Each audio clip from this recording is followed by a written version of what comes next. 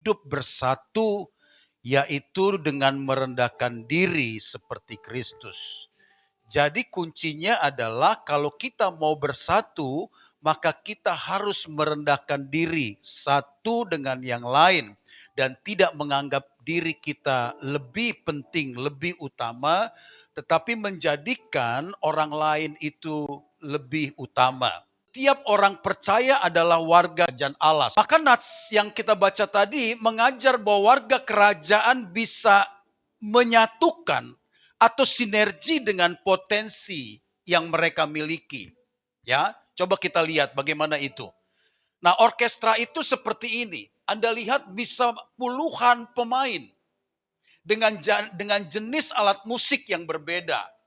Ada biola, ada flute, ada piano, ada bass yang digesek, ada di sana main drum, ada lagi genderang, ada lagi seruling, dan banyak alat musik itu disatukan menjadi sebuah alunan yang indah, yang harmoni. Harmoni itu artinya ada dalam keseimbangan, ada di dalam kebersamaan yang menyatu, itu harmoni.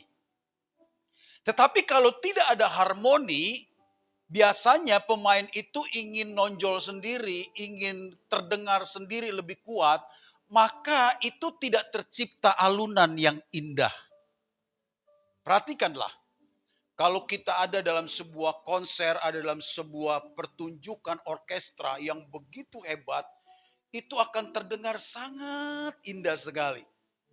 Dan di dalam permainan itu ada seorang konduktor. Konduktor ini ada. Nah, yang pertama untuk menyatukan kelengkapan dari Kristus, perintah untuk menyatukan hati dilengkapi dengan beberapa hal yang kita baca tadi. Next, apa itu?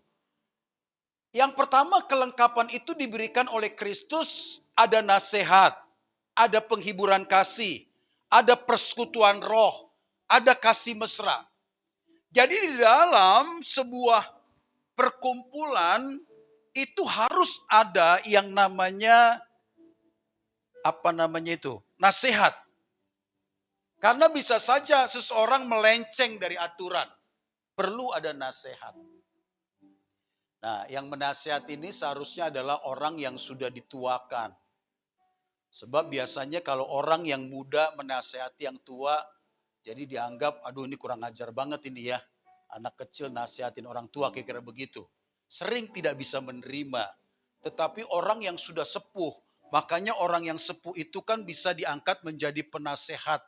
Atau kalau dalam organisasi gereja Bethel itu disebut sebagai MP, Majelis Pertimbangan. Itu orang-orang yang sudah sepuh itu. Ya, yang dianggap punya banyak pengalaman, yang sudah makan asam garam katanya, lebih dan lebih begitu. Kalau yang masih muda dianggap belum berpengalaman, ya. Mereka menjadi penasehat. Kebetulan paling tua di sini. Usia saya 56. Adakah yang lebih tua dari saya? Rasanya belum ya. Jadi sebagai seorang gembala, sebagai seorang pemimpin, sekaligus sebagai seorang penasehat. Nah, seorang penasehat ini adalah orang yang sudah selesai dengan dirinya. Kalau enggak, dia enggak bisa menasehati. Kalau ada konflik, ada masalah antara seseorang dengan orang ini, maka kalau saya belum selesai dengan diri saya akan mencoba memenangkan, mencoba membenarkan orang ini karena lebih dekat dengan saya. Orang ini karena lebih banyak memberi kepada saya. Orang ini karena sering memuji saya. Itu namanya belum dewasa. Maka penasehat tidak boleh seperti itu. Hari Minggu saya mau bicara tentang kembali ke tema tahunan gereja kita, berdamai dengan diri sendiri. Kalau penasehat belum berdamai dengan diri sendiri, dia pasti nggak bisa seimbang. Nggak bisa. Dia pasti akan memihak kemana orang itu, siapa yang menguntungkannya. Kira-kira begitu. Ya. Yang kedua ada penghiburan kasih. Nah, penghiburan kasih ini luar biasa sekali, ya. Selalu saja di tengah-tengah jemaat itu ada orang yang pasti berkekurangan, ya. Minggu lalu kan saya katakan begini, firman Tuhan katakan selalu ada saja orang miskin di tengah-tengah kamu. Tapi berjuanglah supaya bukan kamu yang menjadi miskin itu. Saya ulangi, berjuanglah supaya bukan kamulah yang miskin itu. Karena miskin bukan takdir. Saya ulangi, miskin bukan takdir. Tidak ada rencana Allah kemiskinan. Masa depan yang penuh harapan, janji berkat Tuhan itulah yang dijanjikannya bagi kita. Karena orang yang bergerak, orang yang selalu mengerjakan bagiannya, dia akan berjumpa dengan peluang-peluang yang tidak pernah dia bayangkan. Kita akan menemukan penghiburan kasih. Kalau kita melihat gaya hidup jemaat mula-mula, itu adalah gaya hidup yang penuh dengan kasih. Karena mereka itu yang berkelebihan akan menjual hartanya untuk membagikan kepada yang berkekurangan. Mereka memecahkan roti dan makan bersama-sama. Tidak ada yang kelebihan di antara mereka, tidak ada yang kekurangan karena mereka bisa berbagi bersama. Itu bentuk penghiburan kasih. Kalau seorang pemimpin, seorang gembala, dia bukan seorang yang mau memberi, mau berkorban, maka pastikanlah pemimpin ini pasti akan mencukur bulu dombanya untuk dia pakai bagi kehangatan tubuhnya. Percaya. Makanya kalau Anda melihat pemimpinmu seorang yang pelit dan tidak mau keluar duit, bagaimana dia bisa berkorban nyawa? Tinggalkanlah gereja itu. Karena Anda pasti tidak akan dibawa ke rumput hijau dan air tenang. Karena bulumu akan dipangkas untuk kehangatan tubuhnya. Percayalah itu. Ya. Jadi ada penghiburan kasih, ada persekutuan roh. Di mana Roh Kudus itu betul-betul memimpin karena mereka tunduk kepada pimpinan roh itu. Sehingga mereka itu pasti akan menjadi orang-orang yang selalu ada di dalam persaudaraan yang indah. Ada kasih mesra. Ya, kemarin saya khotbah kasih mesra dalam keluarga ya. Kalau kasih mesra dalam jemaat bagaimana? Nah, kasih mesra dalam jemaat itu bisa ditunjukkan lewat bagaimana kita memperlakukan teman-teman kita seiman karena mereka itu tidak sama dengan kita. Iman mereka pun tidak sama. Ada yang masih iman kanak-kanak, ya, masih ada iman bayi baru lahir, anak-anak masih mau berharap meminta, orang muda yang selalu punya keinginannya sendiri, orang tua yang sulit dimengerti. Semuanya itu perlu untuk kita bisa memahami dan kita tetap ada di dalam kasih mesra. Cara saya menegur anak kecil dengan cara saya menegur seorang remaja itu tentu tidak sama. Anak saya aja tiga-tiganya di dalam cara saya menegur itu berbeda. Saya udah sering jelaskan, kalau Bella saya tegur, dia udah begini. Nah, dia udah gak suka. Saya ngerti sinyal-sinyal itu. Kalau Stefani dia udah mulai diam dan matanya mulai berkaca-kaca, di situ dia udah mulai merasa tidak nyaman. Kalau Stephen, udah gitu. Steve, dengar. Nah, baru dia dengar. Beda-beda. Nah, begitu juga bagaimana supaya kasih mesra itu bisa diwujudkan, kita harus bisa memposisikan diri kita dengan siapa kita bicara. Ya, kemudian ada belas kasihan. Maka semua apa yang kita lakukan harus didasari oleh belas kasih. Karena kalau tidak belas kasih, semua yang kita lakukan itu karena keterpaksaan. Dan keterpaksaan itu hanya mau dilakukan kalau ada sesuatu yang menguntungkan dirinya. Nah, itu sebabnya Bapak Ibu, jika hal-hal yang di atas ini yang saya jelaskan tadi diterapkan dalam komunitas orang percaya, dalam komunitas sel, dalam jemaat lokal, atau bisa saja dalam persekutuan kategorial. Mungkin kategorial itu wanita, pria. Ya, kalau gereja lain itu ada ibadah umas, usia emas, ada lagi kategorial apa gitu. Ini kalau diterapkan maka menjadi sesuatu yang indah. Ada kekuatan gereja sebagai tubuh Kristus yang akan terus bertumbuh kembang. Akan bertumbuh kembang. Ya.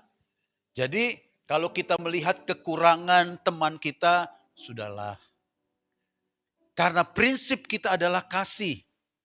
Prinsip kasih itu harus memperlakukan orang lain itu sama pentingnya dengan kita. Kan begitu? Perlakukanlah orang lain sama pentingnya dengan kita.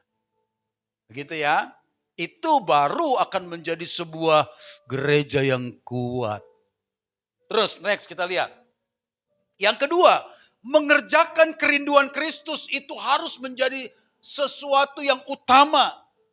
Karena gereja ini adalah tubuh Kristus, di mana semua pergerakan irama hidup dalam organisasi gereja itu bernafaskan tentang Kristus. Jadi apa yang menjadi kerinduan Tuhan, apa yang menjadi keinginan Tuhan, itulah yang harus menjadi kerinduan kita juga. Kerinduan Kristus dinyatakan melalui Rasul Paulus adalah agar setiap umatnya menjadi sehati, sepikir, satu kasih, satu jiwa, satu tujuan untuk tidak mencari kepentingan sendiri.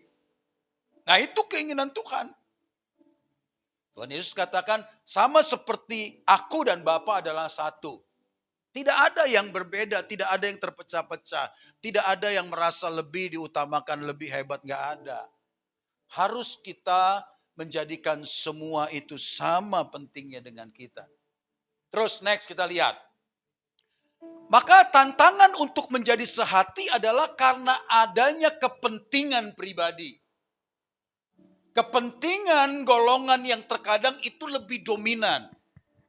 Kalau sudah seperti ini, maka percayalah dia nggak akan peduli dengan apa itu kesehatian, kebersamaan. Yang penting dia ingin supaya dia yang diutamakan.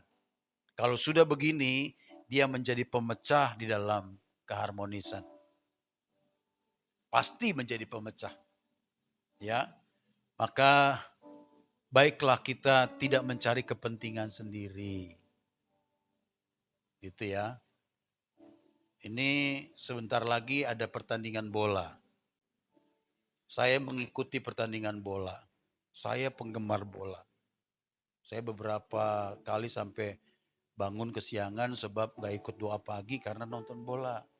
Saya hobi banget bola, Pak.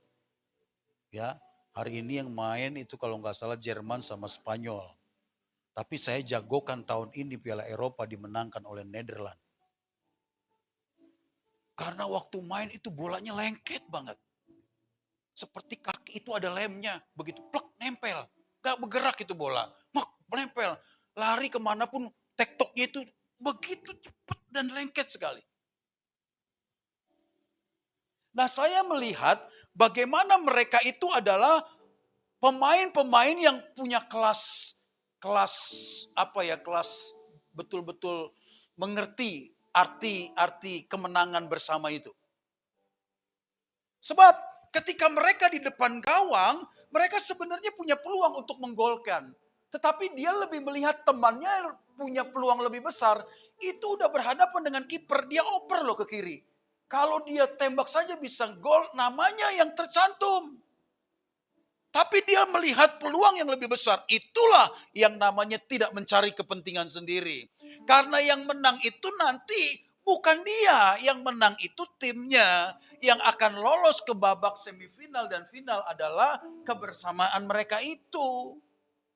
Itu yang mengerti apa yang disebut dengan tidak mencari kepentingan sendiri. Nah kadang-kadang kita ini yang belum dewasa, rohani, yang masih kanak-kanak, yang masih belum selesai dengan diri, selalu mencari panggung supaya terlihat hebat. Makanya coba deh, lihat gereja-gereja yang punya tim doa, kalau setiap ibadah ada tim doanya, itu sedikit sekali yang minat. Mereka tuh maunya naik ke panggung supaya jemaat lihat gitu. Percaya deh. Tidak banyak yang mau jadi tim pendoa. Pasti kebanyakan yang mau naik ke panggung.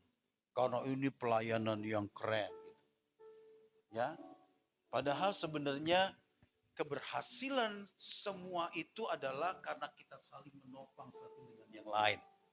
Berfungsi dalam tugas masing-masing. Itulah yang disebut keberhasilan. Ya saya sih percaya sekalipun Anda dengar khotbah begini, saya percaya tidak semua Anda bisa menjalankan. Karena Anda pasti masih punya tingkat rohani yang masing-masing. Belum. Sekalipun Anda dengar gini, Anda membenarkan, tapi tetap saja Anda masih lebih suka panggung daripada Anda suka ruang doa. Karena orang selalu ingin tampil dan terlihat hebat.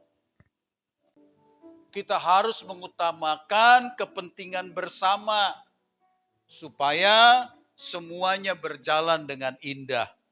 Kita bisa membayangkan apa jadinya jika dalam komunitas kita muncul orang-orang yang mementingkan diri sendiri. Ya, tentu saja tujuan bersama untuk menggenapi kerinduan Kristus tidak akan pernah tercapai. Tidak akan pernah tercapai.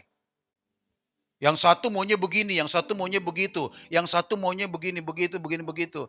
Datang pemimpinnya bingung harusnya bagaimana gitu. Kalau ini nggak dilakukan, dia yang punya duit. Kalau ini nggak diikutin, dia yang ngerjain. Kalau ini nggak dilakukan, dia pencari dana. Bingung lah pemimpinnya.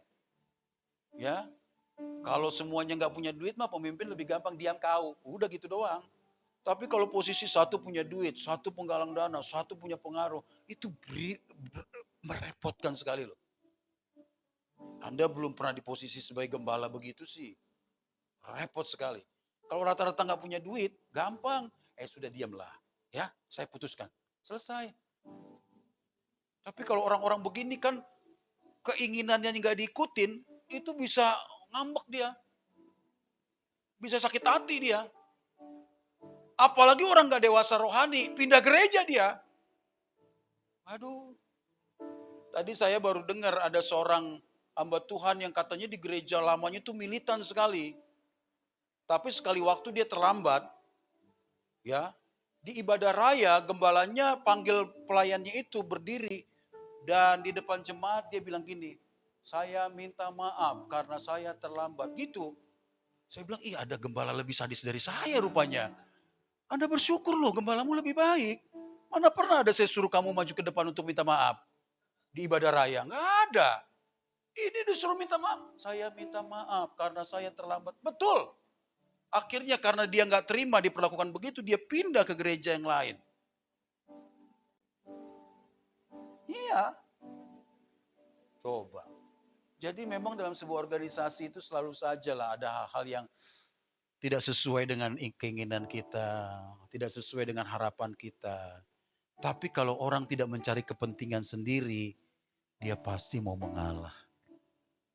Ya, karena yang diutamakan adalah kepentingan bersama. Untuk itu Bapak Ibu yang dikasih Tuhan, kalau kita bisa menekan diri kita, maka percayalah apa yang menjadi kerinduan Kristus itu pasti tercapai.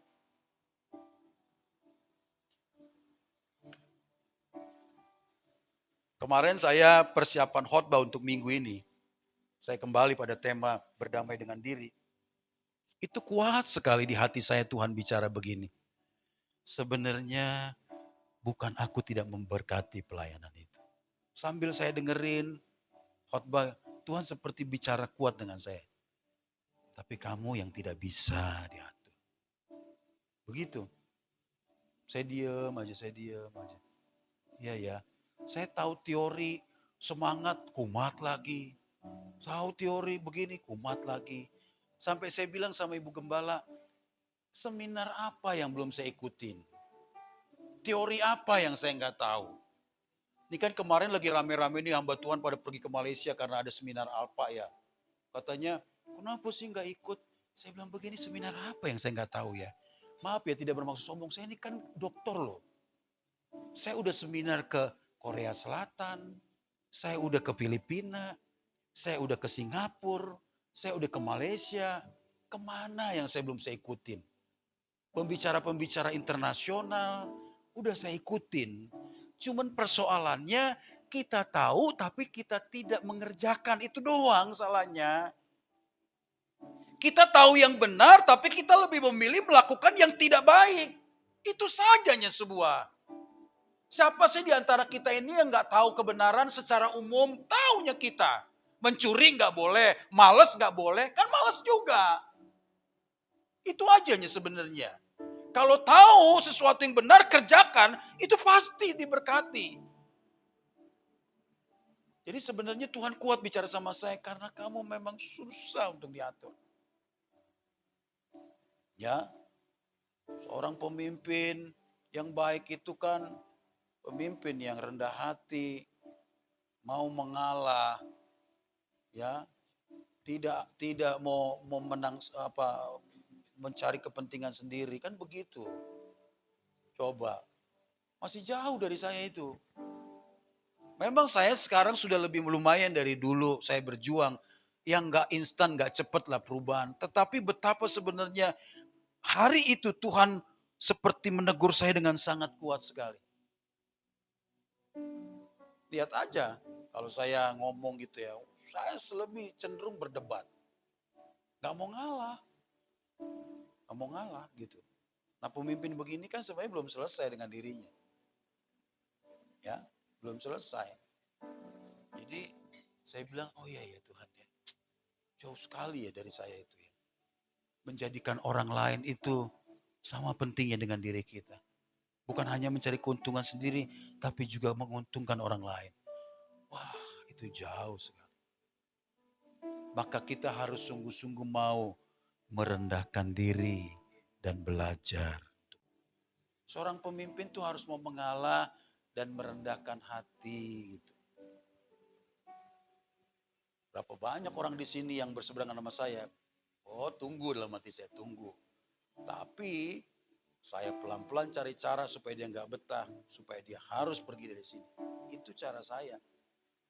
Betapa bengisnya saya sebenarnya sebagai pemimpin.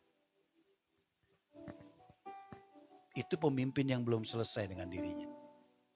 Dia takut kalau ada orang-orang yang meresahkan dirinya, yang mengganggu pas posisinya, yang mengganggu stabilitasnya.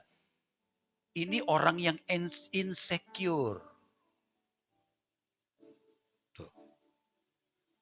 Insecure. Inilah jadinya pelayanan itu. Ya, nah makanya saya mau belajarlah rendah hati. Ya Mam ya, rendah hati. Mau mengalah gitu.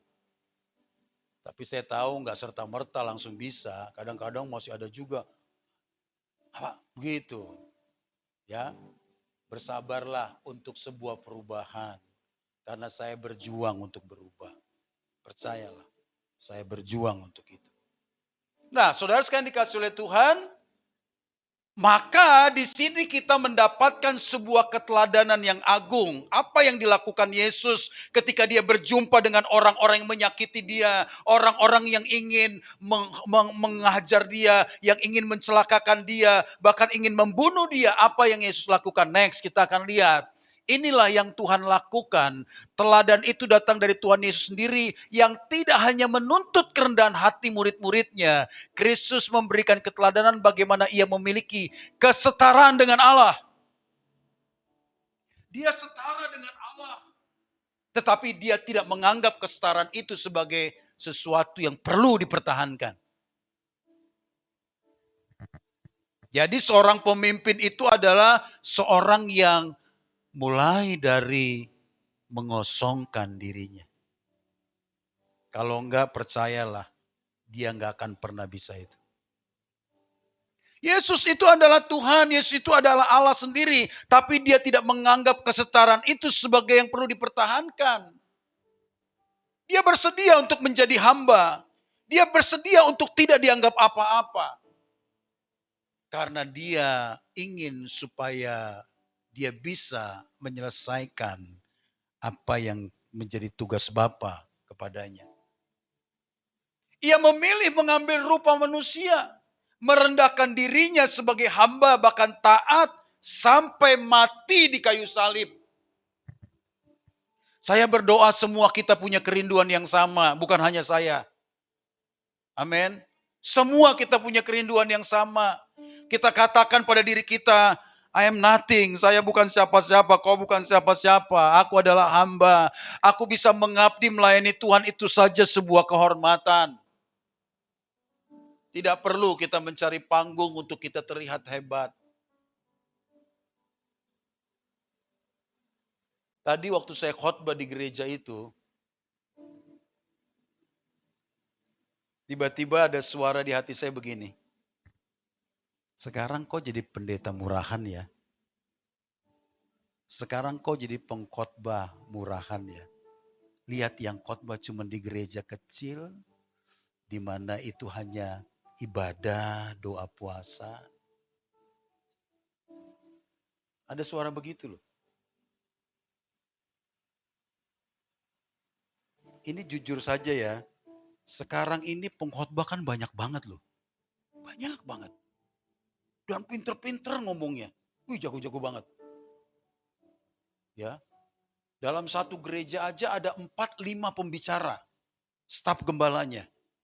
Kemarin saya jumpa dengan pendeta di Jakarta, oh kami punya staf ada 3, ada 4 gitu. Ya mereka lah yang bergantian khotbah. Sebab kalau kita panggil pengkhotbah kan PK-nya juga besar. Saya bilang sama Bu Gembala tuh lihat, betapa sekarang banyak sekali pengkhotbah. Dulu kan saya maaf ya, bukan bermaksud sombong ya. Saya ini pendeta yang sangat laku sekali di kota Medan. Tanya deh orang-orang lama, betapa saya itu hampir nggak ada di tempat. Kalau Natal, maaf ya, STM sudah pasti nggak akan saya terima. Mau STM sebesar apapun sudah pasti nggak akan saya terima. Saya akan lihat gereja-gereja mana begitu. Saya akan sortir dulu, oh ini gitu. Nanti kalau ditelepon lagi, oh ya sorry ya, saya catat dulu ya. Nanti saya bilang nggak bisa gitu.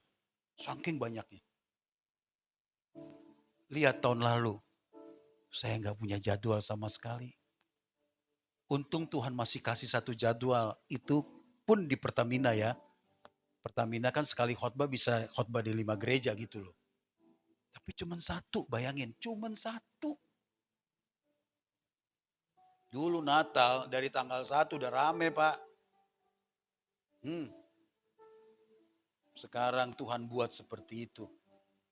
Ya saya nggak perlu ceritakan, bahkan kami ini sekeluarga ada di titik terendah dalam hidup kami. Titik terendah. Anda bisa bilang, aduh Bapak ngeluh melulu, kamu nggak tahu apa yang kami hadapi. Dan saya nggak perlu kasih tahu. Di titik terendah dalam hidup kami. Kalau nanti saya kasih tahu, oh gitu ya, nah, gitu. Karena memang susah sekali sih ngomongnya. Mana ada tampang orang susah sih guys. Ada. Susah lah bilang gaul susah. Nggak ada potongan orang susah. Mana ada orang berbelas kasihan sama kami ini. Lihat, tampang Bu Gembala kayak begitu. Wajahnya wajah kayak orang istri ini, istri bupati. Susah deh, nggak bisa, nggak bisa. Padahal, lihat aja model saya tetap begini. Kami ada di titik terendah, serendah-rendahnya dalam hidup kami. Kalau saya jelasin nanti kalian kaget. Sudahlah. Jangan Anda bilang, aduh Bapak masih enak loh, belum tahu gimana kami. Kamu nggak tahu, itu aja. Nanti kalau kamu tahu, kamu oh gitu ya Pak, gitu. Saya nggak bisa kasih tahu, nggak perlu tahu juga. Dan saya sedang diajar Tuhan habis-habisan dengan itu. Tapi syukurnya ya, semua peristiwa itu selalu mendatangkan kebaikan. Sejak kejadian ini, saya nggak jelasin sama Bapak. Bu Jusdian baru tahu setengah, belum semuanya penuh. Nanti kalau kamu dengar angkanya kamu lebih kaget lagi. Belum tahu dia. Tuh. Tapi justru keadaan itu membuat kami semakin mesra. Sampai Stefani bilang, ih papi mami sejak kejadian ini jadi begini ya. Kami mulai pegangan tangan, kami mulai pelukan, kami mulai menjalin hubungan seperti menjalin awal lagi gitu. Saya bilang udahlah kejadian ini buat kita jangan ribut-ribut ya mam ya. Sudahlah, kita baiklah gitu. Kalau dia dalam keadaan ketakutan tiba-tiba dia bilang papi, ya mam gitu. Dia bisa tiba-tiba papi gitu. Dia tiba-tiba pegang tangan saya gitu. Ada Tuhan Yesus mam. Ada saya di samping. Saya ngomong gitu. Jadi setiap kejadian selalu Tuhan buat memberi makna bagi kita. Ya, kemarin mertua saya sakit, memberi makna. Disitulah kami datang dan berdamai. Selalu ada kebaikan. Ya, yang penting kita harus selalu mau merendahkan diri, tidak menganggap setara. Seperti Yesus yang walaupun dia Allah sendiri tapi tidak menganggap kesetaraan itu sebagai sesuatu yang harus dipertahankan. Belajarlah kita rendah hati, amin. Kita ini kan bukan siapa-siapa juga. Ya, kita ini orang-orang biasa yang Tuhan percayakan untuk mengerjakan perkara-perkara yang besar. Ini pekerjaan Tuhan. Jadi mari kita belajar untuk rendahkan hati. Amin. Udah nggak usah ada lagi keangkuhan, kesombongan begitu. Tenang saja, tenang saja. Tuhan pasti bela kita. Ya, kalau yang nggak sehati percaya deh nggak akan lama, nggak akan lama. Karena Tuhan tidak izinkan sesuatu merusak keharmonisan pekerjaannya. Tapi kita harus tetap menjaga keutuhan yang menjadi kerinduan kita adalah mengerjakan kerinduan hati Tuhan. Kita ini mau mengerjakan sesuatu untuk memenangkan jiwa-jiwa. Ya, sudahlah. Saya tahu semua ini adalah kesalahan saya. Saya tahu itu. Karena gereja itu sebenarnya tergantung pemimpinnya. Pelayan, jemaat itu representasi dari pemimpinnya. Sebuah budaya dalam gereja itu pun merepresentasikan siapa gembalanya. Jadi gereja ini begini itu representasi dari gembala. Ya. Tapi doakanlah supaya gembalamu ini selesai dengan dirinya. Ya. Rendah hati, tidak mencari kepentingan sendiri. Kalau kepentingan sendiri sih saya rasa tidak membela diri. Enggak lah. Saya di sini enggak cari kepentingan sendiri lah. Enggak cari kepentingan apa saya. Enggak lah, percayalah sama saya. Cuman memang sombongnya itu yang perlu dimatikan Tuhan. Ya, itu aja. Kepentingan apa di sini? Emang terus berapa duitnya? Kan enggak ada, ya. Sampai kemarin jujur aja, saking kita dalam keadaan yang udah saya bilang di titik terendah.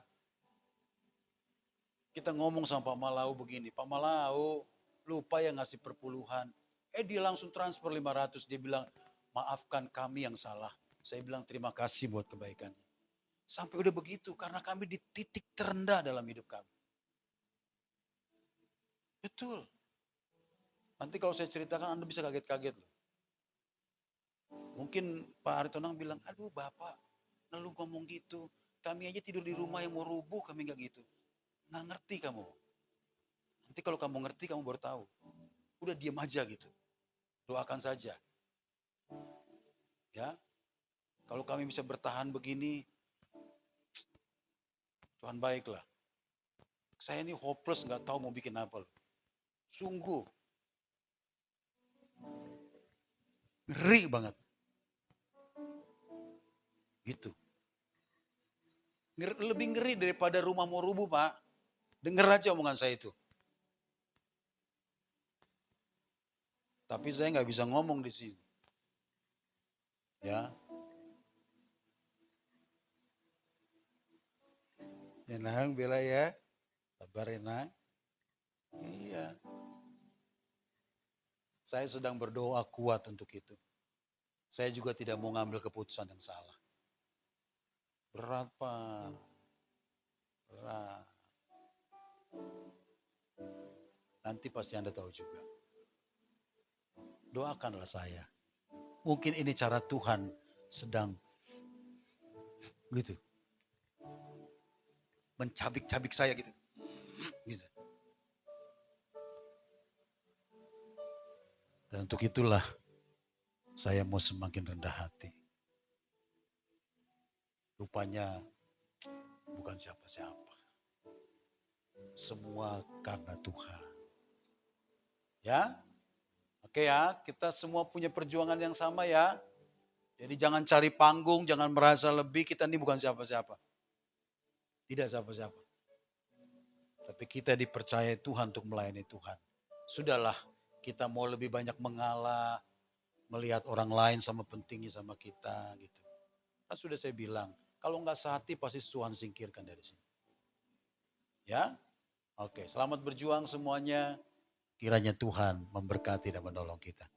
Amin. Haleluya.